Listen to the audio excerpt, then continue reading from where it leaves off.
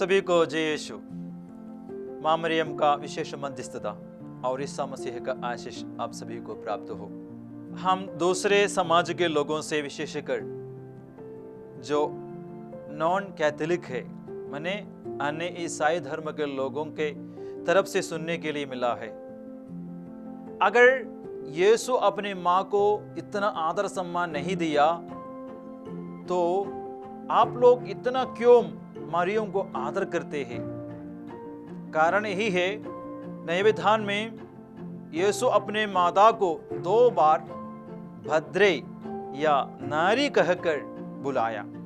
तो कई ईसाई धर्म के या अन्य प्रोटेस्टेंट धर्म अवलंबियों ने इस तरह कहा है या पूछा है।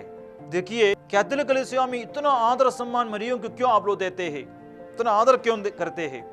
क्योंकि यीशु अपने माँ को भद्रे कहकर या नारी कहकर बुलाया, इसलिए हम मरियम को अपने समाज में इतना आदर सम्मान नहीं देते हैं। जहां यीशु अपने माँ को इतना आदर सम्मान नहीं दिया तो हम क्यों मरियम को आदर करना है?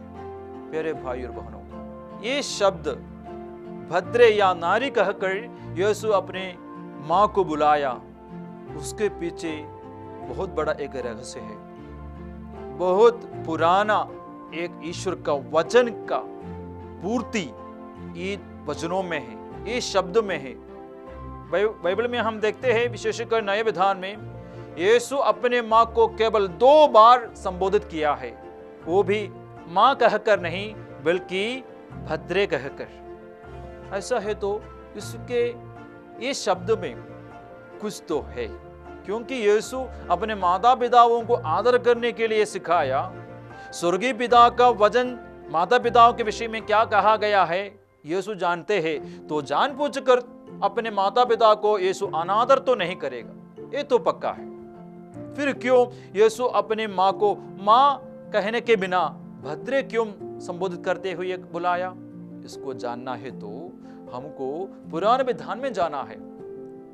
उत्पत्ति ग्रंथ अध्याय 3 वचन संज्ञा 15 में हम इस तरह पढ़ते हैं, जहां हम देखते हैं, जब आदि माता पिता ने पाप किया, यहोवा ने सांब का प्रेरणा द्वारा जो फल खाए, इस तरीके से ईश्वर का आज्ञा का उल्लंघन करना शुरू किया तो प्रभु को दुख लगा। तो उसी समय हम देखते हैं ईश्वर सांब को अभिशाप देते हुए और स्त्री पुरुष को आदम हवा को भी चेतावनी और अभिशाप देते हुए हम देखते हैं। वहां ईश्वर सांब को बुलाकर ये कहा, देखो मैं तुम्हारे और स्त्री के विरुद्ध और तुम्हारे पुत्र और स्त्री के विरुद्ध मैं शत्रुता पैदा करूंगा और स्त्री का पुत्र तुम्हारा सिर कुचल देगा। ईश्वर ने दुनिया में आदि माता पिता के जरिए जीवन का शुरुआत किया गया, लेकिन वही आदि माता पिता आदम हवा के जरिए पाप करना शुरू किया। उसी समय से ये दुनिया में विपत्ति भी आने लगा, मृत्यु का शुरुआत हो गया, अभिशप्त हुई ये दुनिया और दुनिया की मिट्टी। लेकिन ईश्वर ने वायदा किया, स्त्री द्वारा, स्त्री के पुत्र द्वारा ये दुनिया में मुक्ति आएगी। वो स्त्री कौन है? वो स्त्री का पुत्र कौन है? ये दूसरा कोई नहीं है, नए विधान की मरियम और उनका पुत्र यीशु। इसलिए हजारों साल पहले ईश्वर ने जो वायदा किया, उत्पत्ति के समय में ही वायदा जो किया है मुक्ति के लिए, वो मुक्ति का कार्य, वो प्रोमिस मां मरियम और यीशु के जीवन में पूरी हुई।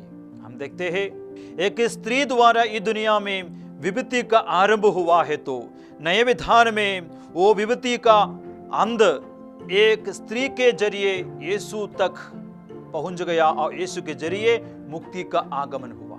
मतलब विपत्ति जहां से शुरू किया एक स्त्री द्वारा, नए विधान में एक स्त्री के माध्यम से समाप्त हो जाती है। प्यारे भाई और बहनों, इसलिए ये पुराने विधान का ये वचन नए विधान में पूरी हुई। वहां लिखा हुआ है, यूहन्ना का सुसमाचार अध्याय 2 वचन संज्ञा 4 में इस तरह हम पढ़ते हैं, जब यीशु काना विवाह में गया वहां अंगूरी कदम हो गई, तो मरियम को सबसे पहले ये बातों को पता चल गया, तो यीशु के पास दौड़ कर आती है और यीशु से अनुरोध करती है कि परिवार को बचाइए बोलकर। तब हम देखते हैं मरियम से, अपने मादा से, लिखा है यीशु अपने मादा से कहता है भद्रे। भद्रे शब्द के साथ संबोधित करते हुए अपने मां से कहता है। प्यारे भाई और बहनों, एक अनादर का शब्द नहीं, बल्कि एक बहुत बड़ी प्रतिज्ञा का शुभारंभ होने का एक समय है। इसलिए यीशु जानबूझकर अपने मां को स्त्री कहकर या नारी कहकर या भद्र कहकर संबोधित करते हैं। क्यों? क्योंकि ईश्वर ने पुराने विधान में जो स्त्री के विषय में कहा, मुक्ति के लिए जो सहयोग देने वाली स्त्री, वह यीशु की मां है। इसलिए काना विवाह में ईश्वर की वो शब्द, वो वायदा पूरी होना चाहिए। इसलिए यीशु अपने मां को खुद अपने मां के रूप में नहीं, बल्कि पूरे दुनिया को मुक्ति दिलाने में पुत्र यीशु के साथ सहयोग देने वाले एक स्त्री के रूप में संबोधित किया है। माने यीशु स्वर्गीय पिता का वो वचन काना विवाह में पूरी किया।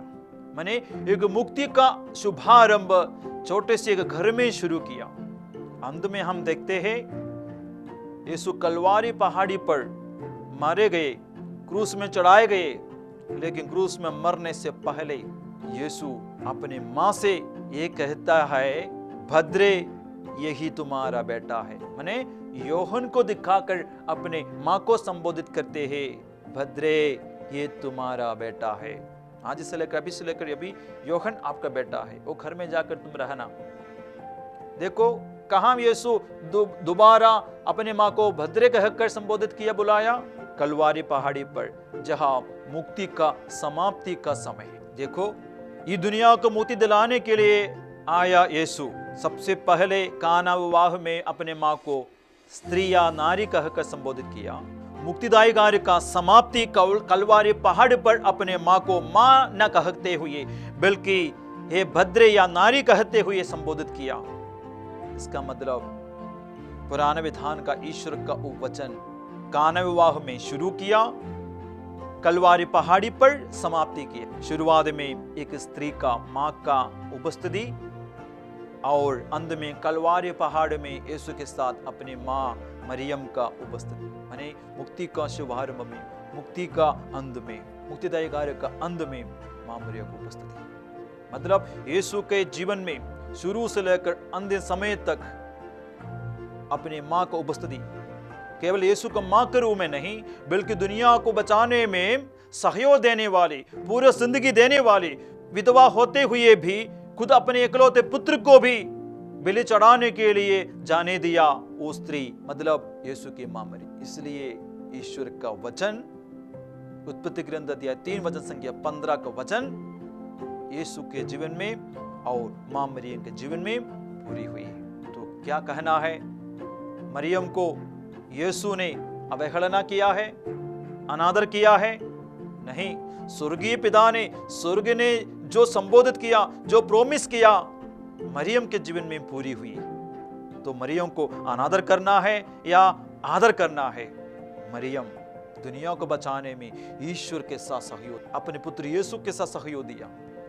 इसलिए यीशु जो अपने मां को संबोधित करके कहा है भद्रे, ये अनादर का नहीं, बहुत आदर का वचन है। संदर्भों को भी देखना, केवल वो शब्द पर ध्यान नहीं देना, उसका सारा हिस्ट्री को देखना है, ईश्वर का प्रॉमिस को भी देखना है, किस परिस्थिति में यीशु को ऐसा बोलना पड़ा।